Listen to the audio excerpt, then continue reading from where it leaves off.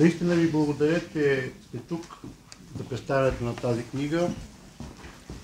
Аз съм чел всяка дума от книгата и то не веднъж, но няма да говоря за нея. Това е принципно положение, тъй като вие самите можете да добиете представа, когато я прочетете. Във всеки случай имаше коментари и дискусии, как да се казва книгата. Имаше вариант 3 истории на 3 Българии, но аз първо съм дълбоко убеден, че България си е една. И ако тръгнем да я делим България на левскари, на тетекари и така нататък, на леви, на десни и на всякакви обичащи футбола и хокей на лед, ще бъде много глупаво. В крайна сметка се спряхме на абсолютно неутралното заглавие, един български век. 1923-2024. Според мен такъв тип текстове са изключително важни, защото тук 3 изтъкнати учени представят действително една България от 3 различни гледни точки. Аз много силно се надявам, че тази книга ще постави началото, може би, на цяла поредица за най-новата история на България. Вероятно всички знаете, че ние имаме особен афинитет към издаването на книги по въпросите, свързани с историята. Не на последно място заради това, че света се оказа в абсолютно безпрецедентна ситуация. Може би най-вече заради това, че не просто ние в България, но и в света като цяло не си учим уроците по история. Благодаря ви отново, че сте тук. Сега давам думата на 3 автори, след това ще имате възможност да задавате и лични въпроси. Отново ви благодаря, че сте тук.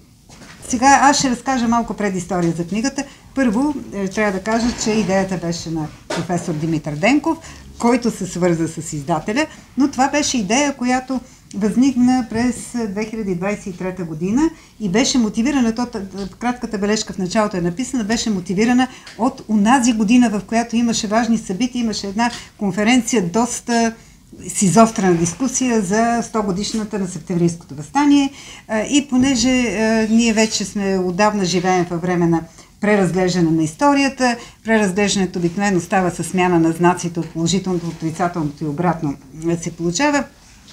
И мотивиран от тази конференция, от този различен поглед върху едно и също събитие, Митко Денков предложи да напишем някаква такава книга за целият този период, 100 години от 1923 до 2023 година, тогава беше така.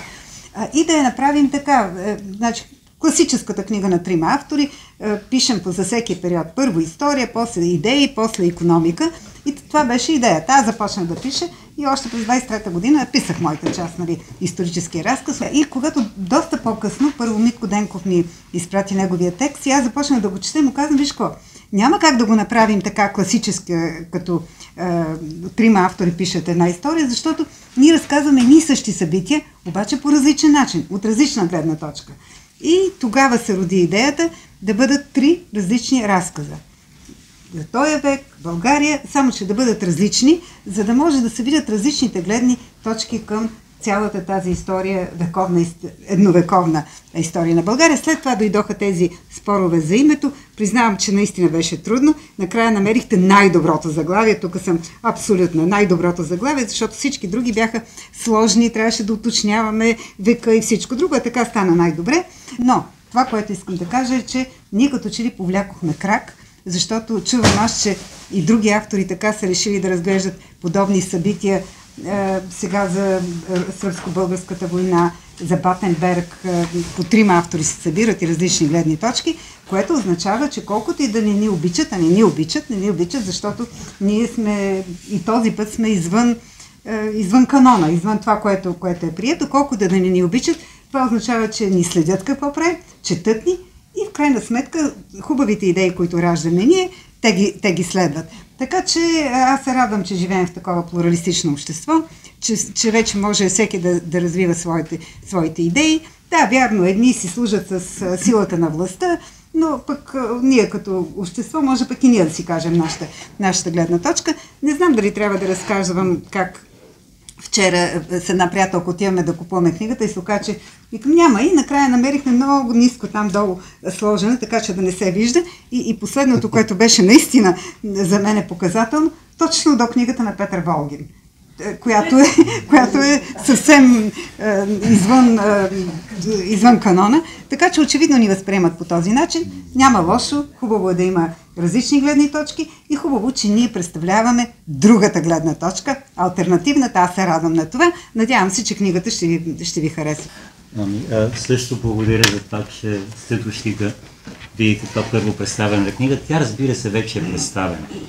Както Искра каза, по Фейсбук може да видите, че това са били комунисти или хора, които пишели такава една история. Не е така. Това е, извинете за самочувствието, истинската история на България за последните 100 години. Аз държах да бъдат 3 Българии. Защото независимо, че България била една, както казва Любо Козарев, това са 3 много различни Българии, в които се създават Българиите с оглед на 3 много различни идеи. И на това съм посветил моята част. Не на идеологии. Тук е една скоба. Думата идеология, тъй като съм привържен така на класическата философия и на ранния марксизъм, означава превратно съзнание. Дори, ако използваме така по-свободния немски превод, е шибано съзнание. Така го употребяват Маркс и Енгелс. Тя е илюзия. Не може да има идеология. Едно общество има водеща идея. И тази идея е целева причина, поне не съм философ, целевата причина е това, което Кант нарича трансцендентална перцепция, т.е. някаква цел, която аз искам да я постигна. И всъщност бъдещето ме придърпва. Това е причината. Не нещо, което отзад ме бута. Примерно исторически казваме, че българският народ има еди какво си. Така е от една страна. Но българската история е свързана именно с идейни такива влекачи, ако може да използва този израз. И именно идейните влекачи на тази история са 3 идеи. За 3 Българии в това столетие. Първата е националната идея. И то идея, разгледана по-скоро като национално осъществяване на една територия, в която са живеели българи. Тезата ми може да не харесват много хора, но все пак. Българска нация има между 1934 до към 1989-2001-2002 година. Преди това има български народи, много от нас са от подобен произход. Баба му от Тасос, майката от Видин, дядото от Силистренско, събрани някакси. И това събиране започва още 1934 година с идеята на Кимон Георгиев да събере именно различните българи.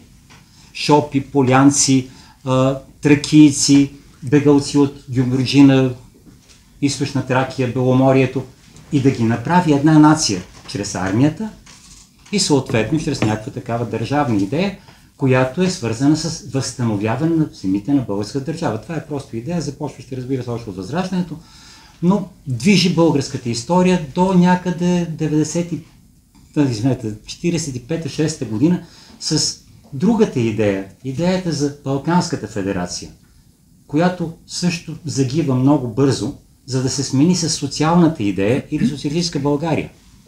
Това е идеята да се създаде едно ново общество на българската нация с равенство по комунистически тип, който е цел някаква, която надали ще се постигне и затова се нарича социализъм. Сега, разбира се говори за комунизъм, нали, с съответните негативни конотации. България не е имало комунизъм. България имаше социалистическо общество. Естествено, че Комунистическата партия имаше такава целева идея да построи някакво такова едно напълно безкласово общество, в което всички са равни, изчезват всякакви противоположности, включително национални. Но, както знаете, това не се осъществи. След което дойде и другата идея, която сега отново е господстваща за третата българска държава през това столетие. Така наречената евроатлантическа идея. Тя е особена форма на интернационализма. Много показателен факт е, че точно по това време българският народ се интернационализира по много особен начин. Около 2 милиона души, българи, напуснаха България. Намериха по-добро място за своето осъществяване извън страната. Затова България от близо 9 милиона сега е някъде 6,5. При това, нали, с изцяло пренебрегване на всички онези националистически доктрини, които бяха силни по времето на царството, които бяха силни по времето на социализма, той впрочем така и завърши с някакъв много особен национализъм.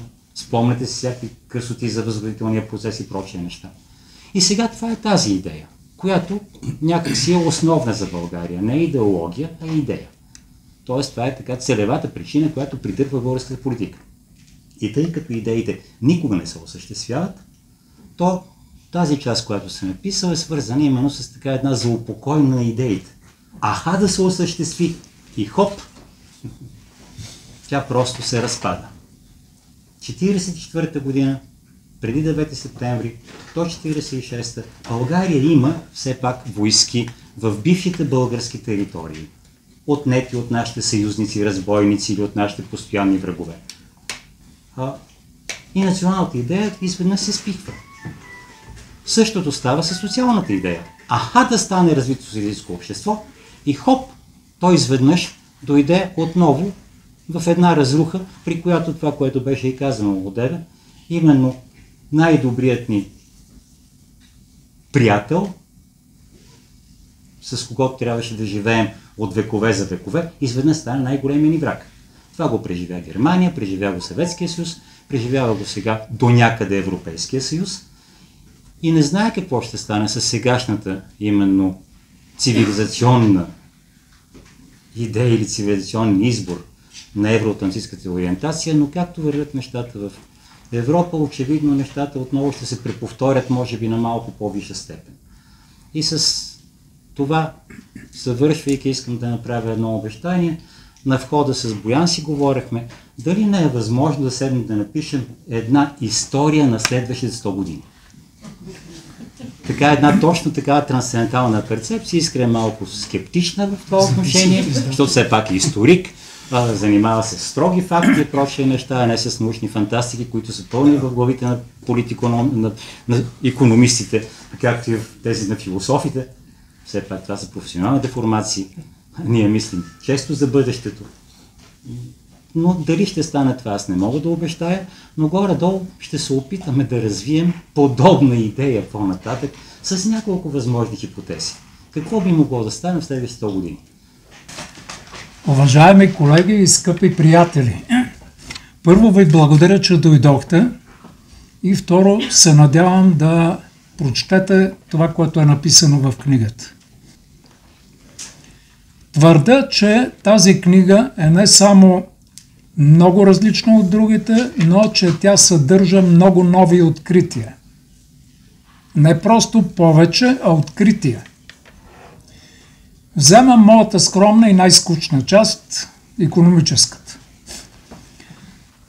Трябваше да се свържа с института Мадисън, да получа цялата информация, включително и тази, която още не е публикувана, за развитието на света през последните около 2025 години.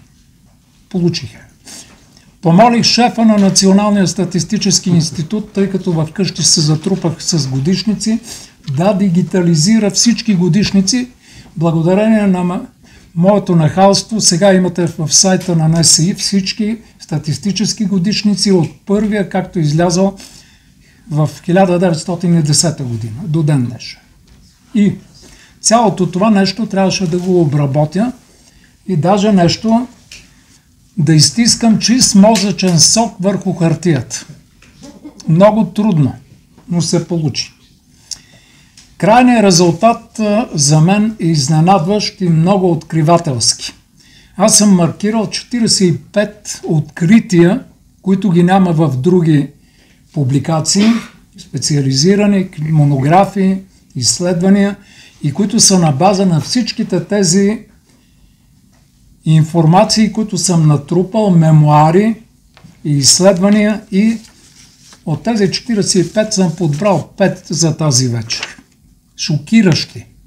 Първо, какво се е случило с нас след освобождението и как сме изглеждали икономически България, да кажем, в 1920 година след края на войните. И какво е сравнението с другите страни по известния показател брутен вътрешен продукт на човек от населението. 1920 година България е равна на това, което е било в САЩ в 1720. 2 века по-назад. Няма по-ранна статистика в САЩ. Отбелязвам го и това. В Германия 1620. Точни сравнения. В Англия 1360, във Франция 1356 година. Така че оставам без коментар твърденията на авторите, които пишат за благотворното влияние на Османската империя върху българското развитие. 2-3 века и 4 века сме изостанали благодарение на османското присъствие или каквото искате го наричайте. Ние сме закъсняли много, така както аз закъснях да си представя моя материал, тъй като трябваше да прочета 115 статистически годишника. Те са дебелички. Другото второ интересно, което ме скарва с така наречените специалисти по стопанска история, които убедително пишат, че даже още преди Добри Желязков фабрикаджията в България е имало капитализъм. Тук вече наточвам сабята си и сека глави, тъй като до края на Първата световна война в България доминира простото стоково производство. Това не е капитализъм още. Комуналното стопанство. Натуралното стопанство, даже натуралната размяна. Чувал пшеница срещу дървен рал. Нищо общо няма с... Извинявам се колегите, които са пишели и по стопанска история, с изключение на професор Беров, който го отбелязал това нещо, и също най-известният автор по капитализма Стоян Бочев, който твърди, че капитализъм няма и че българският капитализъм до 1944 година е едно недоносче. Закъснява и още повече войните и договорите около войните са ограничили развитието на българския капитализъм в България. Но освен недоносче, той е бил много нагло недоносче. Цитирам ви данни. Работничката става в фабриките на Калпазанов, известните, Чилов, ако искате, и други. Работничката става в 3 часа през нощта. Условията на труда са: почва да работи в 3:30 през нощта, непрекъснато досъмване, до пладне, до 6 вечерта, с една почивка от 1 час на обяд, цели 14,5 часа, стандартно работно време 6 дни в седмицата. Няма лошо. И това е едно дете на 12 години. Работили са между 12 и 14 години в нашия прекрасен капитализъм, който го славим и възхваляваме. Трето откритие. Това беше най-голямата, може би, изненада от всичките. Средното световно равнище по брутен вътрешен продукт на човек от населението е нещо, което се разбира от само себе си, че е ниско, сравнително. Кога България за първи път в своето развитие достига средното световно ниво, което е ниско? Отговор. Изненада и за мен. 1959 година. Това е първата година, в която България достига средното световно ниво и няма нищо общо 39-та. Между другото, най-развитата година е 1940, а не 39-та в онези времена. След което следва катастрофален спад и още веднъж имаме спад под средното световно равнище през периода 1990-2003 година, като единствено повтаряме по този начин тенденцията в една жалка страна, наречена Украйна, която се развива по най-бруталния начин, благодарение на съветите на чикагските момчета и чудовищната олигархия, която създава там. Две страни са потресаващи – България и Украйна. Четвърто, само ще ви цитирам нещо много любопитно и вие си правете изводите, аз няма да ги коментирам. Средногодишни темпове на растеж на брутен вътрешен продукт, вече на населението, не на човек. 1923, когато започва нашето изследване, до 1944 година, 2,5% средногодишно. Известно е, че под 3% растежът се тълкува като слаб и бледен, както е сега в момента. От 1945 до 1990 година темпове на растеж 4,07%. Средни темпове на растеж, най-добрите темпове на растеж са във времената на така наречения реален социализъм. 1991 до 2024 година средни темпове на икономически растеж 2,6. Ниски. Изводите предполагам, че са ясни, кога България се е развивала най-бързо и най-добре. И пето, най-големите сривове на икономиката. Между другото, тук беше много трудно да установя диагнозата, тъй като нашата статистика и европейската статистика са изключително лоши, некачествени по отношение на натурални показатели и особено на показателя снос на основни фондове. Унищожени училища, болници, медицинска академия, ако искате, фабрики и така нататък. Най-големите сривове на икономиката, първия е бил 1910-2024 година, 14 години пропадане надолу. Втория срив, 41-49 година, като се възстановяваме любопитно на следващата 50-та година. 1991-2004 година пропадане 13 години и за първи път бавно възстановяване благодарение на предприсъединителните фондове през 2005 година и тук със статистиката, диалога, който проведох многократно, е, че ние до ден днешен не можем да възстановиме разрушеното и унищоженото. Не да го ремонтираме, да го възстановим. Което означава, че показателя за икономически растеж сам по себе си не отчита много важни елементи на развитието и на икономиката. И още едно нещо, последно, най-големи степени на неравенство в България имало първо в 1940 година. 1990 година неравенството между най-ниските и най-високите доходи е било 1:12. И най-голямото неравенство в цялото съществуване на България може да го отбележите 2024 година.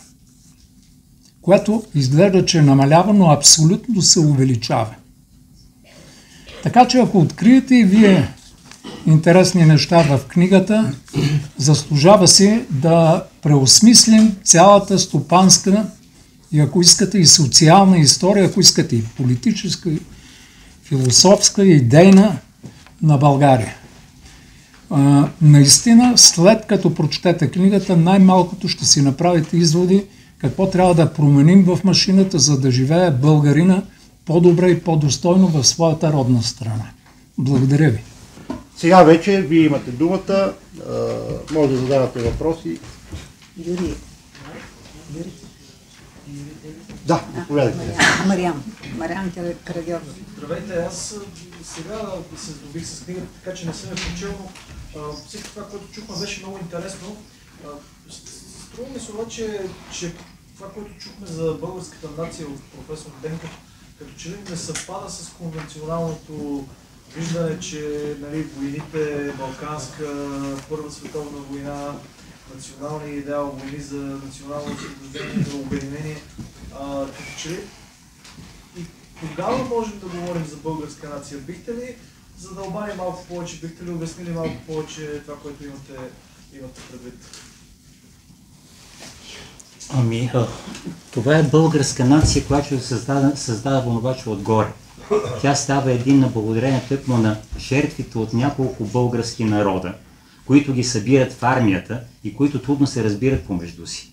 Един Шоп трудно се разбира с един, който е от Тасос. И по култура, и по менталитет. Те, разбира се, формално са български войници под българското знаме, но в реалния си живот Те са различни. Те дори се срамуват, когато някой, примерно, са ожени, да речем, за момат ракийка, вземе някой шоп. Тези от вас, които са по-възрастни, знаят такива взаимоотношения, които има между отделните български региони. И тъкмо затова държавната политика е такава, да създаде такава нация. Естествено, че и войните, и държавната политика е свързана с това. Да имаме единна българска нация, но реална нация има горе-долу между 34-та, още веднъж и 89-та година. Казвам 34-та, защото тогава тръгва много мощната идеология, която залива България. Национал-социализма. Все пак хора като Кимон Георгиев участват и в 23-та година в преврата, и 34-та, и 44-та, и умря като председател на Народното събрание. Тоест, това са хора, които имат такава една история. И те олицетворяват едно движение да се направи единна българска нация. По същия начин, така наречен възродителен процес. Започнаха да се усещат към края на 80 години разпаданията, благодарение, разбира се, на икономическо развитие, благодарение на идейно развитие, благодарение на по-голям достъп до световните идеи. И тогава кризата в съюзска държава се реши с тази именно мярка. Възродителен процес. Защо възродителен?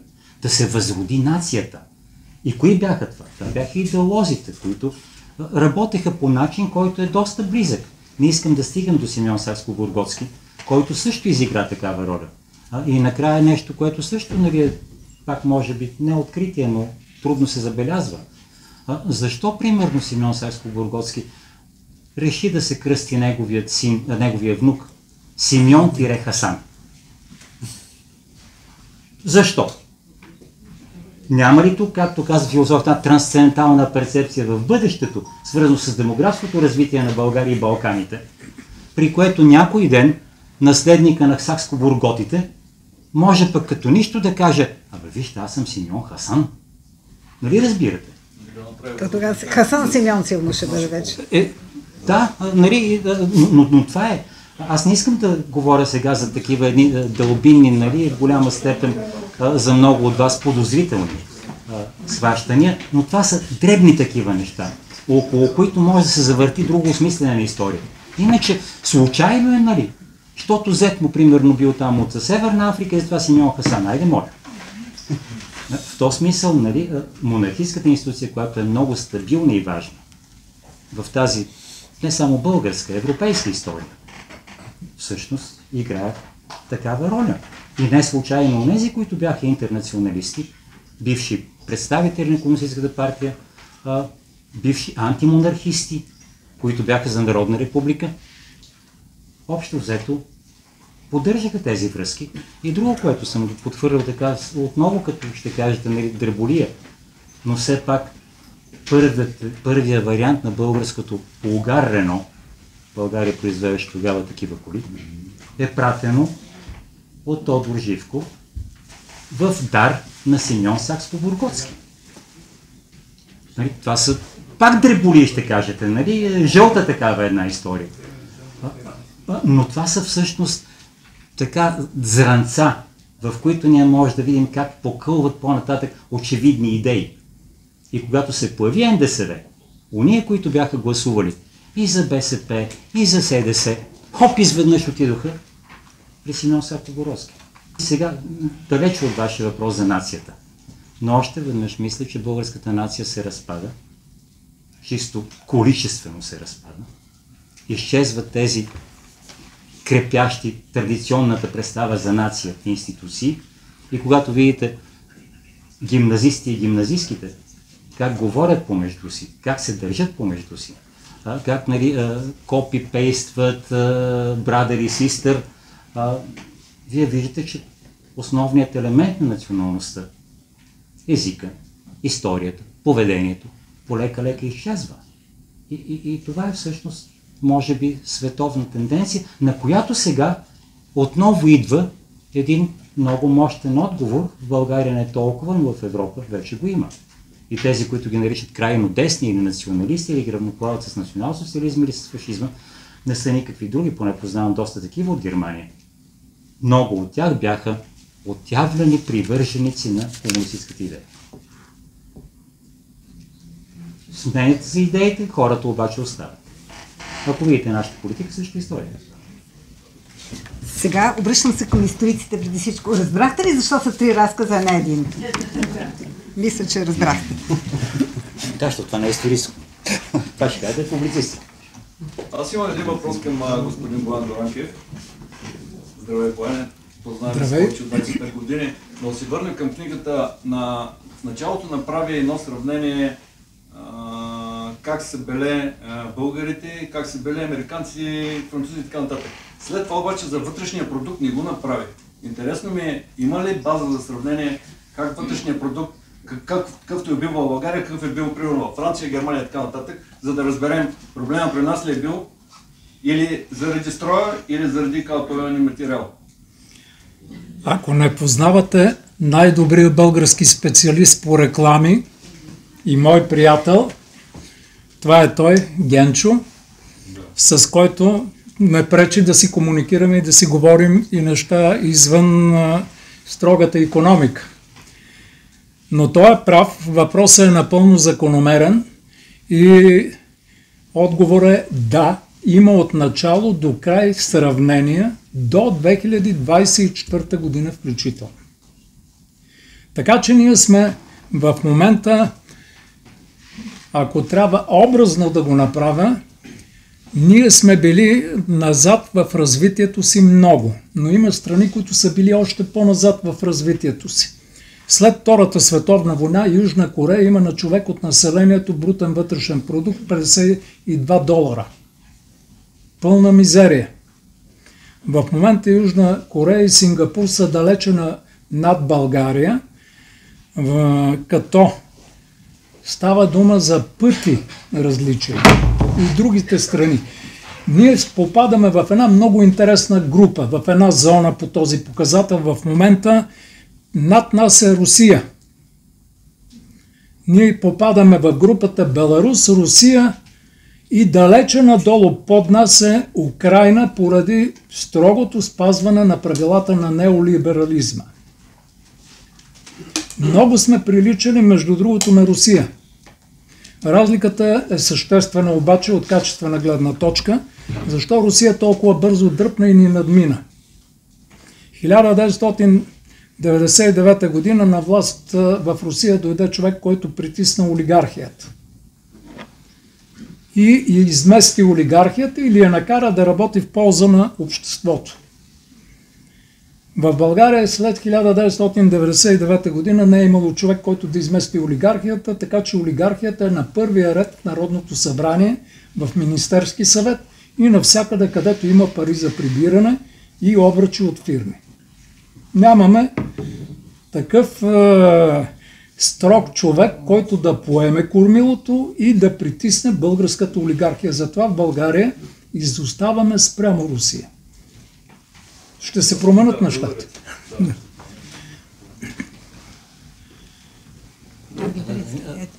Георги.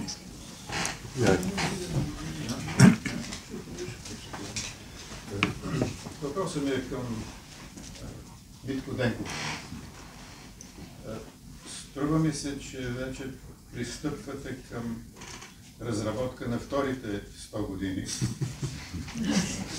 поглеждайки напред, но все пак, връщайки се към сегашната разработка, първият ми въпрос е за идеята, която лансирате за интернационализма, като дърпащата идея в третия период.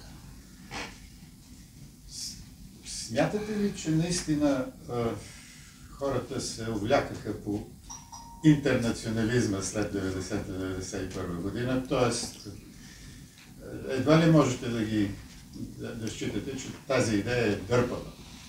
Не смятате ли, че по-скоро става дума за либерализм, който завладя умовете и сърцата на не само българското общество, с мечтата за свободата, за индивидуалната изява, за индивидуалния напредък и т.н. и т.н.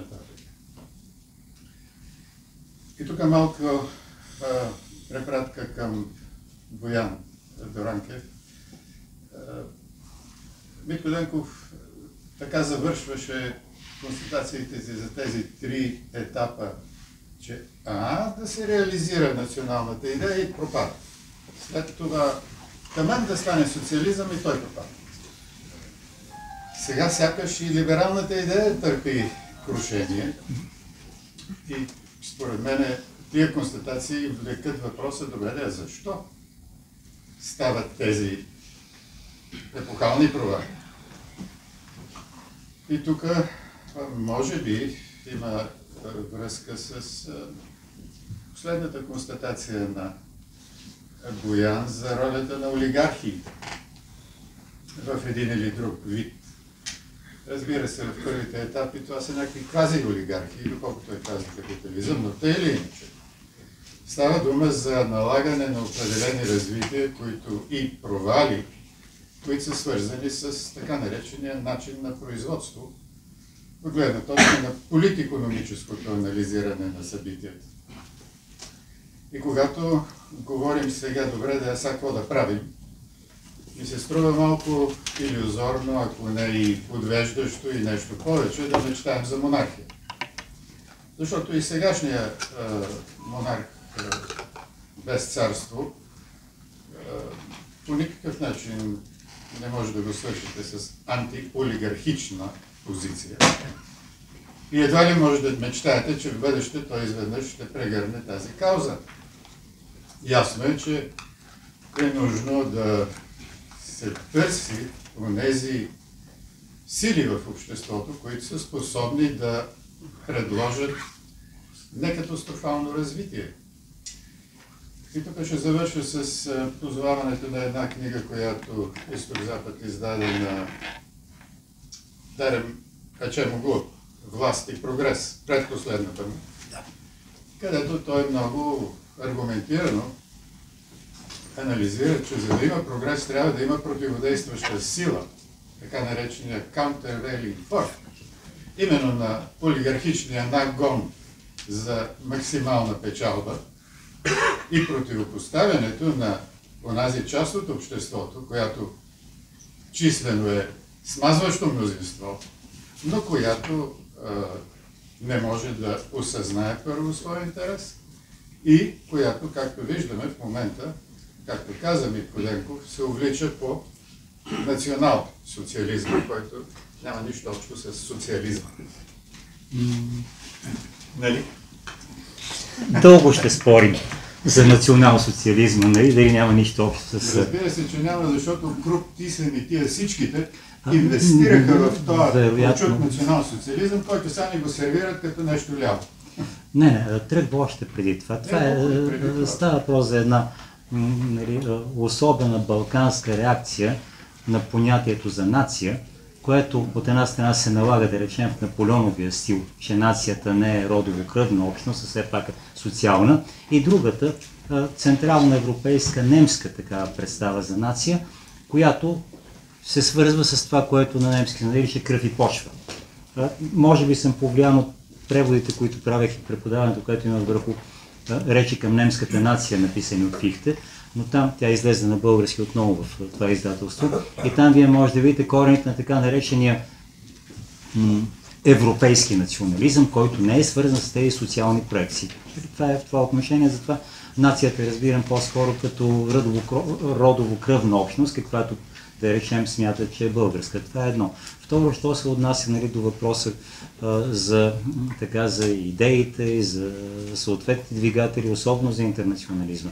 Тук има нещо, което е много важно и което е споменато някъде в тази част, а именно става въпрос за народопсихология. Този, който създава нашата народопсихология, Иван Хаджийски, обикаля България през 30-те години с едно колело и общо взето описва реакцията на българите в това отношение. И там е описано това, което е характерно до днес. Това е, ако използваме грозния термин идеология, това е идеологията на индивидуалното спасение.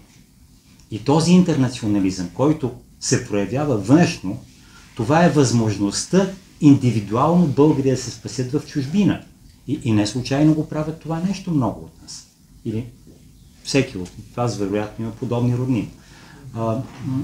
Това е едно. И второ, тези големи проекти, които се правят, България винаги ги взаимства от някъде другаде.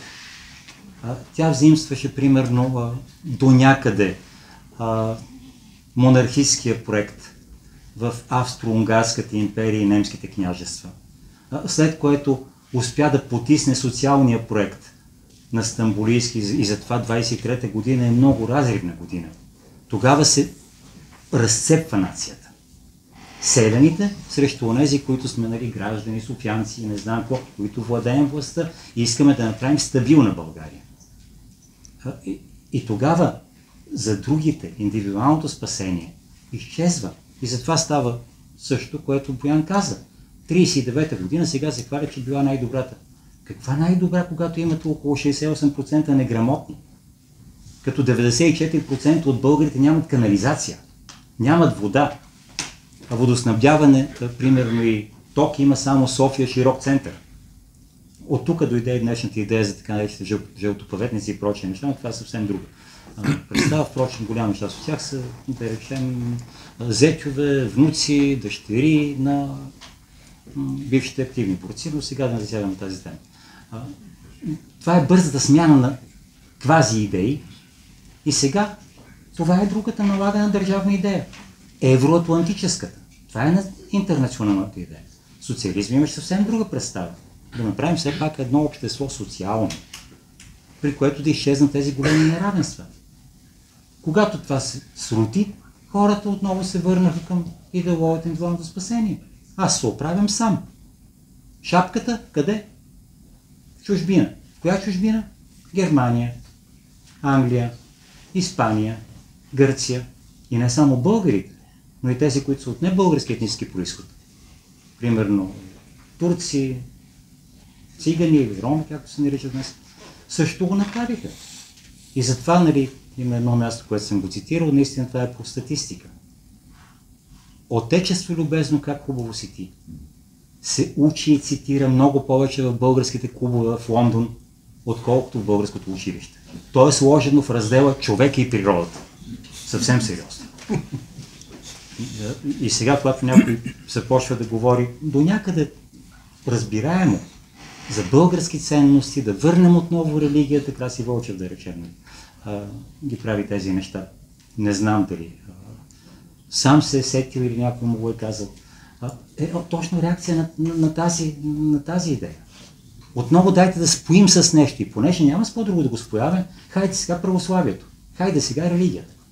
Ама отечество любезно тяхово си, още веднъж, все още стои, проверете, в раздела човек и природа. По същия начин, по който за априлското въстание в учебника, примерно по история, се казва, че то е подкрепено от народите на Западна Европа и Америка. Това е одобрено от министерство. Това трябва да се изучава и да се казва. Ще кажете, отново е публицистика. Ама това е факт, около който може да се замислим. Бог може да разберем българската история. И това е историята. Но най-важният, разбира се, очевидният тезис. В рамките на тези 100 години България 3 пъти сменя своя най-верен съюзник и затова бива гледана с подозрение от всички възможни бъдещи съюзници. Нещо, което, за жалост, околните балкански страни и околните славянски народи не го допускат. Това обяснява защо македонците искат да бъдат повече сърби и югославяни, не българи. Но това е вече друга история. Сега, може ли тъкмо да повторя, че нашите разкази са различни? Аз лично, още тогава, когато писахме, му казах, че според мен в този период по-скоро трябва да се говори за глобализъм, а не за интернационализъм. Защото интернационализма все пак е контакти, отношения между нации, докато глобализма е друг процес, който според мен поне изживяваме през последните години, който е това, което виждаме. И другото там е различието, но ние, разбира се, сме автори, имаме различни гледни точки. И другото искам да отговоря на въпроса, защо всеки от тези проекти Вие това беше, защо всеки от тези проекти да стане и се проваля. Сега, моят отговор е, може би, защото съм историчка, външния фактор. външния фактор. Наистина е външния фактор, защото във всяка опит за модернизация, каквато България прави и в първия период на Третото българско царство, и в периода между двете световни войни, и в социалистическия период, сега не бих казала, че е точно такова, но всеки от тези периоди в крайна сметка е прекъснат от войни, в които България влиза. Значи първият път това са Балканските, Първата световна война, втория път сега през 30-те години има някакво постъпателно развитие, идва Втората световна война и при социализма, където има най-дълъг постъпателен период на модернизация, на ускорение, и в крайна сметка външният фактор е това, което слага край на... Има си вътрешни проблеми, но външният фактор е той, който слага край на този период на развитие. Това бяха допълненията, различията ни с... И от мен едно допълнение. Въпросът е много справедлив. Кратко и обобщено. Бих казал, че има зловредна идеология в икономиката. И това е глобализма. Почвайки от Адам Смит, той уважава една единствена своя книга, която се нарича История на астрономията. Ние четем една друга, която той не харесва, Богатството на народите. И там той пише две думи, които се споменават от тези, които не са чели книгата. Това е невидимата ръка. Но никой не прочита заглавието на главата. Заглавието на главата е свързано с протекционизма. Не с глобализма, с протекционизма. Втората идеология зловредна, тази е за сравнителното предимство на Дейвид Рикардо. И до ден днешен казват: ти ако произвеждаш домати, по-добре, аз произвеждам гуменки, бизнесът ще върви. И тази идеология също се оказа зловредна. И гледайки пък практиката, един извод, който се налага от само себе си, е, че най-протекционистичната страна е била през 20 век и в момента в САЩ. Особено знаменития закон от 1930 година, който съсипа световната търговия тогава. И забележете, в момента даже Тръмп, той няма... неговата идея е либерална, но не глобалистка. Това е огромна разлика и тя напълно се вписва в идеята на неолиберализма, но с голям протекционизъм. И продължавайки с Тръмп, когато ветровете духат от Запада, сигурно ще задухат и в България, току-що Тръмп предложи увеличаване на данъците на богатите на 39,5%, а шефката на Международния валутен фонд, отивайки в Украйна, казва: как може вие да сте толкова изостанали да не въведете прогресивно данъчно облагане и така нататък. Те и на нас не го казаха. Само че тук няма кой да го чуе. Така че горе-долу глобализма да го тълкуваме като зловредна, разрушаваща идеология от икономическа гледна точка, защото страните, които споменах, и Сингапур, и Южна Корея, ако щете и Русия, те въведоха протекционизъм на тези сектори, които тълкуват за стратегически и не отвориха икономиките си, за разлика от България. Но в заключение, когато задухат ветровете от Запада, няма начин нашите ветропоказатели да не се завъртат.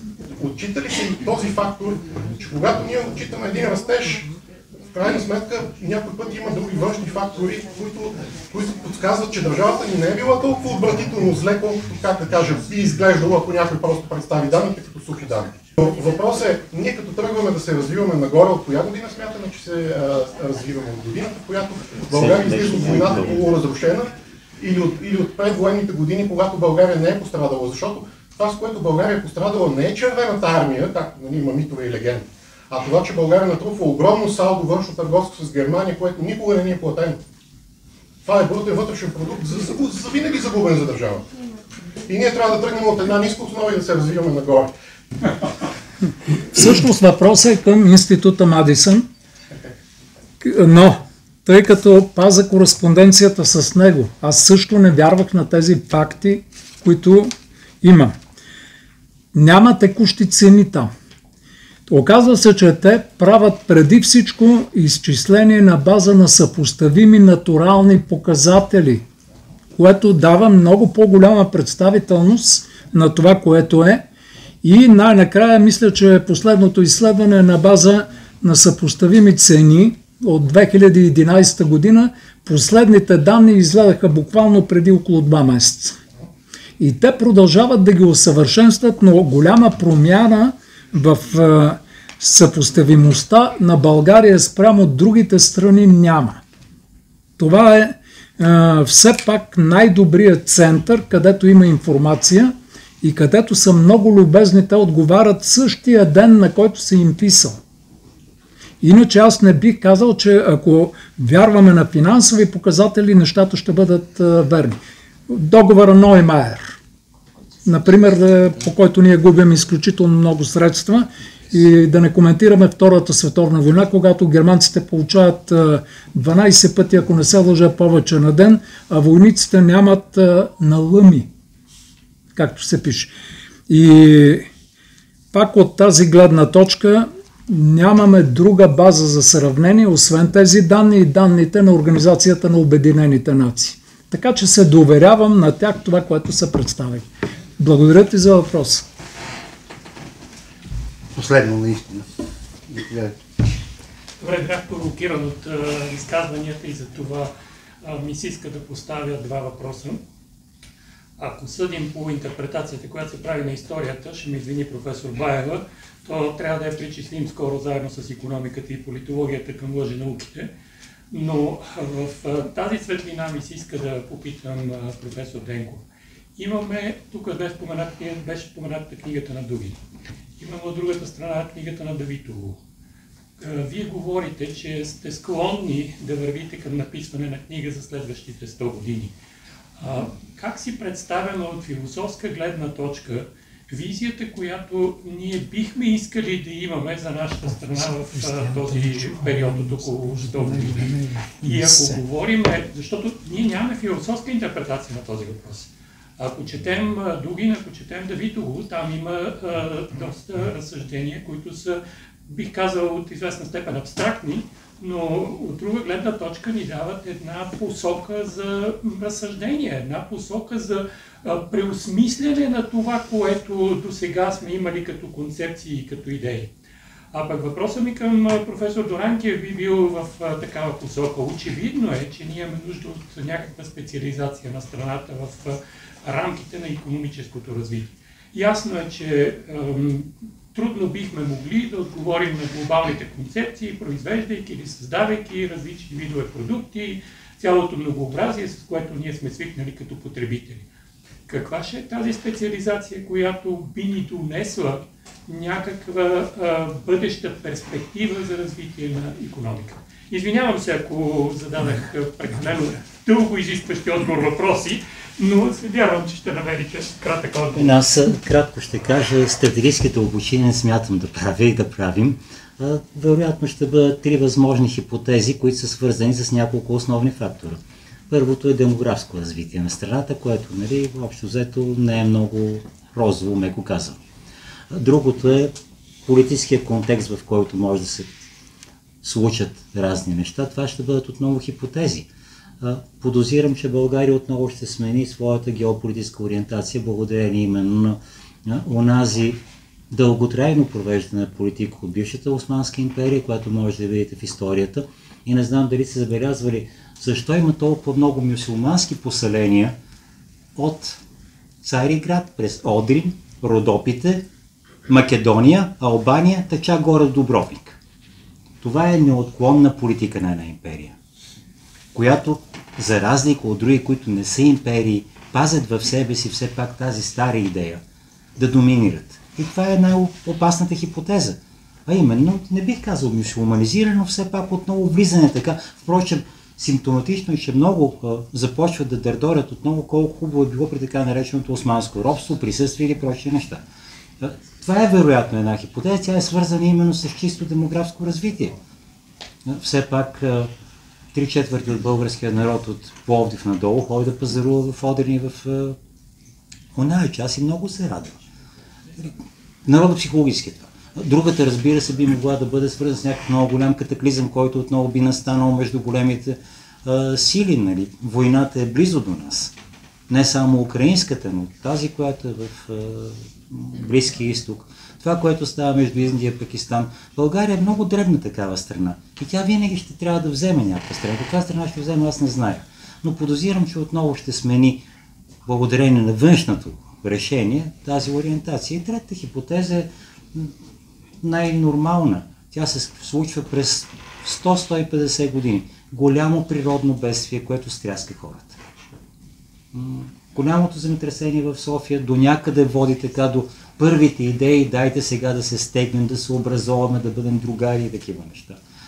Не знае, това са катастрофични, разбира се, хипотези, но не трябва да изключваме и това нещо. Било то земетресение, тежка криза водна, впрочем България се намира в такава тежка криза, която е свързана с поддръжката на цялата инфраструктура и с това ще завърша. Не знам дали знаете, но изтичат гаранционните срокове на поддържането на всички онези инфраструктурни и жилищни комплекси, които бяха направени в страната. Водопроводи, канализация, ток, работи и не знам какво. Всеки от вас, който се опитвал да намери някой да му направи нещо, за наечия или някакво, знае колко е трудно. Представете си какво става. Дори само да се оправи люлин, младост, надежда, да не говоря за всички останали подобни комплекси. За това се изисква наистина силно държавно усилие. И това не е, разбира се, проблема, дали ще учим сега теология, богословие, философия или нещо друго. Проблема е именно дали имаме подготвени хора, които да реагират на подобен такъв катаклизъм. И най-накрая, също може би не го знаете. Знаете ли колко заварчици има в България? Генералният щаб решил да направи една бойна група, която да реагира при някакъв катаклизъм. Военен, природен, пада, например, мост на магистрала Тракия. Трябва да има заварчици. Не могат да се намерят 30 квалифицирани заварчици на възраст между 35 и 50 години, които да свършат тази работа. Това е катастрофата. Колегата професор Християн Танушев ме предизвиква да издам държавна тайна. В какво България да се специализира? Да издам ли? Ако погледнете структурата на износа на България, диагнозата е една – слабо развита икономика. Ако погледнете статистическата информация, която има в НСИ, най-много да пишете оценка добър 4. Отсъстват изключително важни показатели и индикатори. Така че най-голямата тайна на България, която ще залегне в програмата на правителството е, че то не знае в какво да се специализира, тъй като няма метрика, няма данни.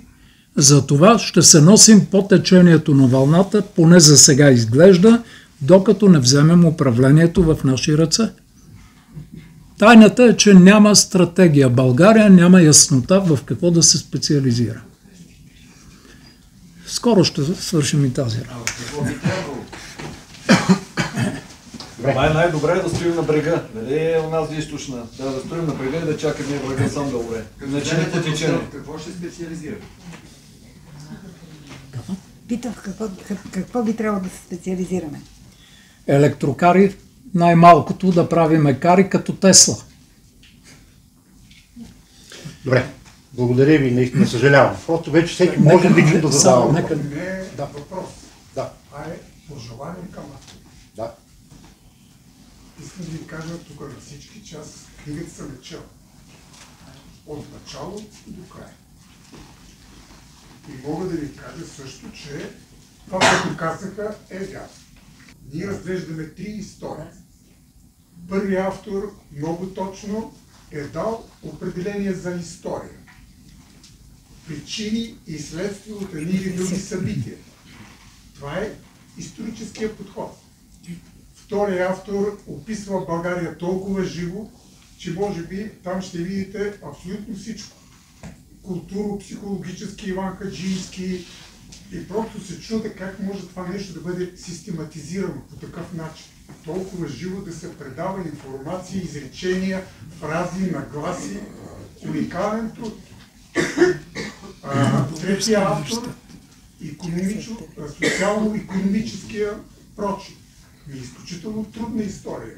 Той използва методология, доказва, обосновава, макар че аз бих искал друг подход. И той много добре знае.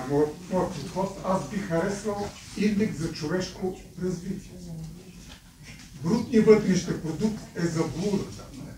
То описва пари, които минават и заминават и никой не знае къде отива точно.